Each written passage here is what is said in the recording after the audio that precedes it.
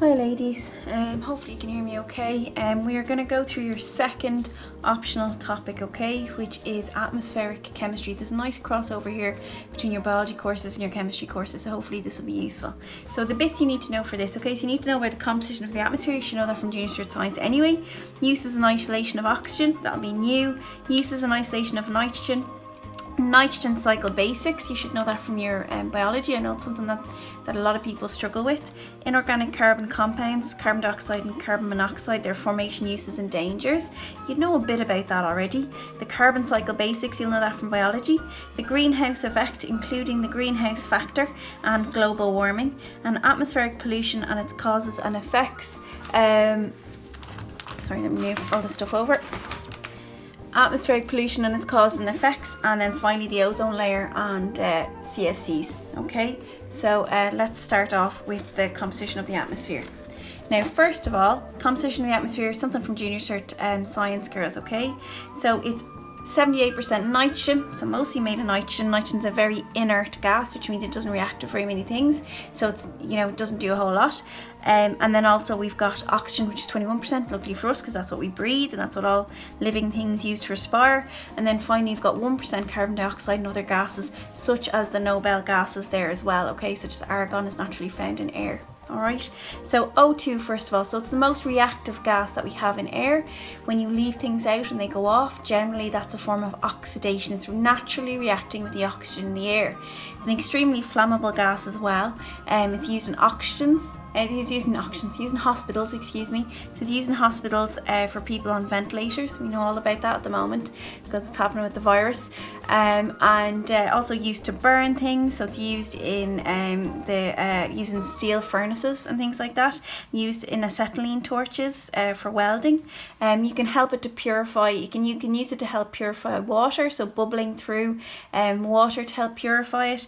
It can be made from H2O2. We know that from junior cert. That's hydrogen peroxide in the presence of manganese dioxide catalyst. Or industrially, girls, it can be made by liquefying air, so putting air under a huge amount of pressure, turn it into a liquid, and then doing fractional distillation. Remember we covered fractional distillation when we were looking at crude oil. Okay, it's exactly the same process where you have a mixture of materials with different boiling points and you heat them up very slowly and they come off at different sections in your column. So that's how oxygen can be isolated from air. Okay, now nitrogen, it's a very unreactive gas, okay, luckily for us because it makes up most of our atmosphere.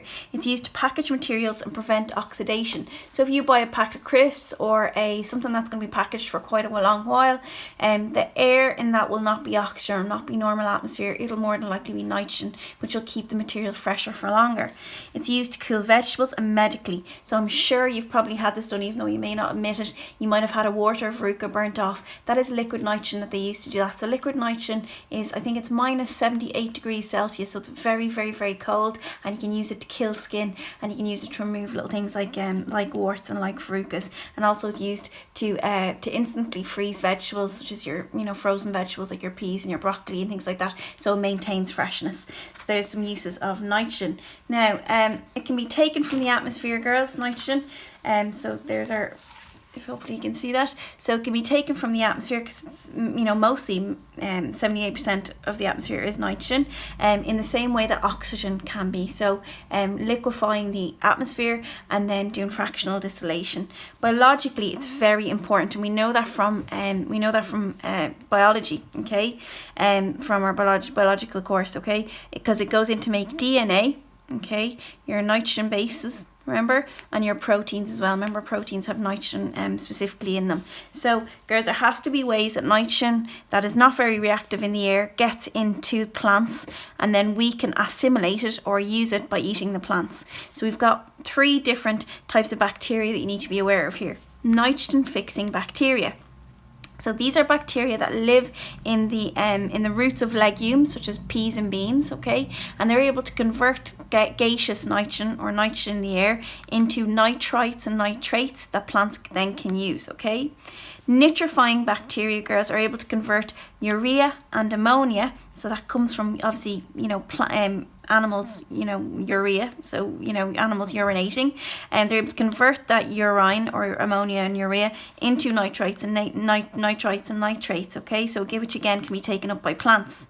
Then you've got a bad type of bacteria, girls, usually found in very soggy soils, and these are called denitrifying bacteria. And these denitrifying bacteria convert the good nitrates and nitrites, which can be taken up by plants, back into atmospheric nitrogen, okay? And that's one of the reasons why swampy soils are very poor at growing things, is because they have a lot of these denitrifying bacteria.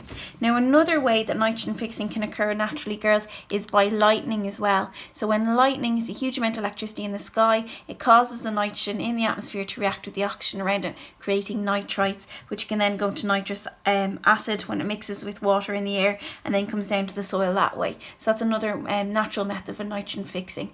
And obviously farmers will add nitrates and nitrites to their soil to try and encourage growth of their plants. So they do this by using artificial nitrates and nitrites and ammonia products, okay?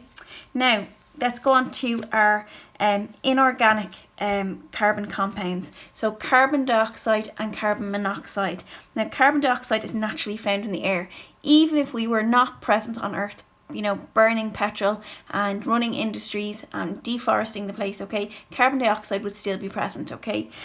So it's there naturally, and it naturally mixes with water in the air to make this acid here, carbonic acid. This is the reason why fizzy drinks are so bad for your teeth, is that they naturally have carbonic acid in them, okay? So this carbonic acid then will fall down to the soil and will have it will react with limestone, react with magnesium based rocks, okay, and will cause hardness and things like that, which is another topic. Carbon dioxide we use it to create fizzy drinks. We also use it for fire extinguishers because it's the opposite of oxygen. It does not encourage burning, so therefore it can be used as an extinguisher, okay? Now, carbon monoxide on the other hand, okay, let's look at carbon monoxide. So carbon monoxide is hopefully you've got a carbon monoxide monitor in your house. It is a colourless, tasteless, very, very dangerous gas because it can't be detected unless you've got one of those monitors. It's formed from the burning of petrol or any type of fuel without sufficient oxygen present. So for example, electric heaters, boilers that are present in really small rooms, also in car engines, carbon monoxide is made. So if there isn't sufficient oxygen present for the burning, you will get the formation of carbon monoxide.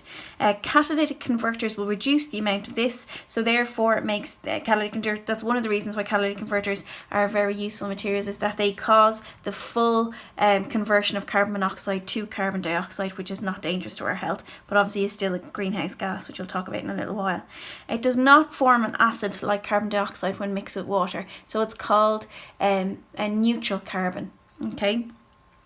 Now let's think about our first of all, before we go into carbon cycle, the reason why carbon monoxide is so dangerous, girls, is that it will it affects the way in which your mitochondria work, okay? So it acts like a poison to your mitochondria, so therefore you can't use oxygen to break down your glucose, okay? So it's quite dangerous in that way.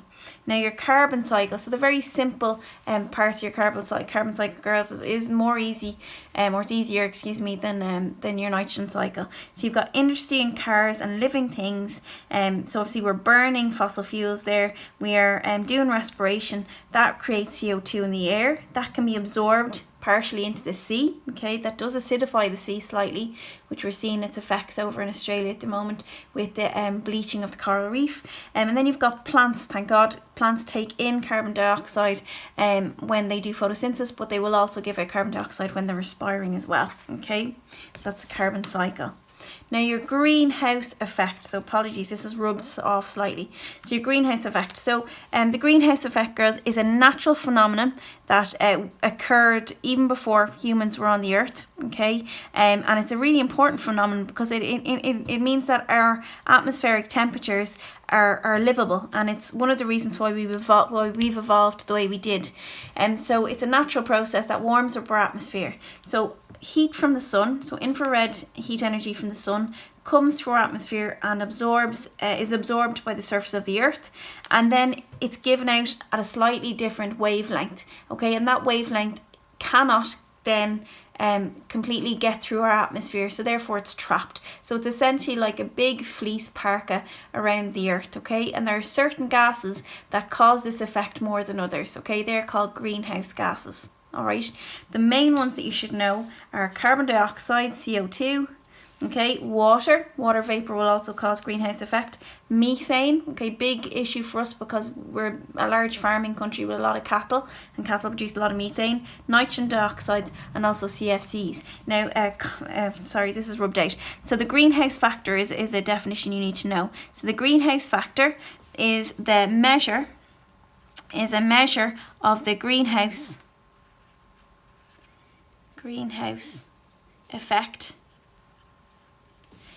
caused by a gas relative to CO2, okay? So we look at all the different greenhouse gases, we compare them directly to carbon dioxide, and we see how good or how bad they are at trapping that heat energy, okay? Just as a reference, so carbon dioxide will always be 1, methane is 30, so it's hugely more kind of warming to the atmosphere than carbon dioxide is, okay? So obviously that's a big issue for us because we're a farming nation, okay? So the greenhouse factor is a measure of the greenhouse effect caused by a gas relative to CO2, okay?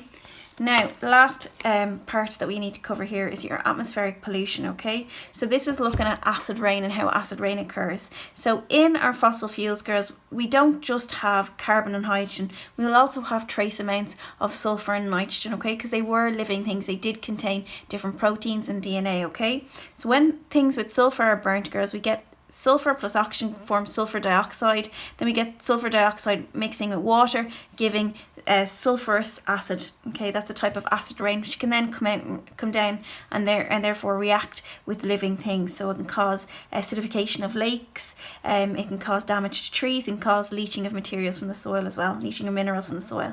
Same with nitrogen plus oxygen will form nitrogen monoxide, nitrogen dioxide, excuse me, NO2, and then the nitrogen dioxide will then react with water to form nitrous and nitric acid, which again will do the same as well, okay? So that's how acid rain is formed. And also we've got carbonic acid in the atmosphere too, which is another form of acid, but these two will be stronger acids, okay?